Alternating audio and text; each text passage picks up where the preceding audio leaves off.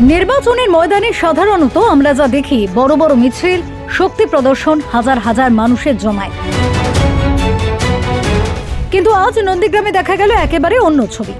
নির্বাচন কমিশনের পক্ষ থেকে অনুমতি না মিলায় কোনো মিছিল নয়, কোনো র্যালি নয়, একটি ছোট প্রতিনিধি দল নিয়ে একদম সাধারণভাবে নিজের গণতান্ত্রিক অধিকার পালন করলেন জাতীয় কংগ্রেসের প্রার্থী শেখ জারিয়াতুল হোসেন।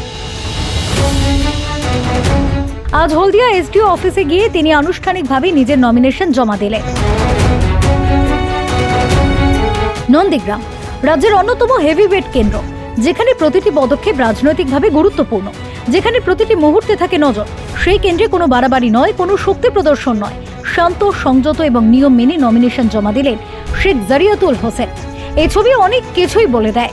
এটা শুধু একটি নমিনেশন জমা নয়, এটা এক ধরনের বার্তা, একটা বার্তা যে রাজনীতি মানে শুধু শক্তি দেখানো নয়, রাজনীতি মানে নিয়ম মেনে চলা, দায়িত্বশীল আচরণ এবং মানুষের প্রতি সম্মান।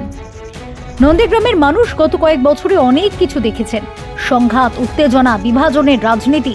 আর এই পরিস্থিতিতে একদম শান্তভাবে আইন মেনে গণতান্ত্রিক প্রক্রিয়াকে সম্মান জানিয়ে নমিনেশন জমা দেওয়া, এটা নিঃসন্দেহে একটি আলাদা রাজনৈতিক সংস্কৃতির ইঙ্গিত। শেখ জারিয়াতুল হোসেনের এই পদক্ষেপ কি সেই নতুন রাজনীতির সূচনা, যেখানে থাকবে না হিংসা, থাকবে না অশান্তি, থাকবে শুধু উন্নয়নের কথা, মানুষের কথা? এখন সেই সিদ্ধান্ত নন্দীগ্রামের মানুষের হাতে। Bureau report, GI.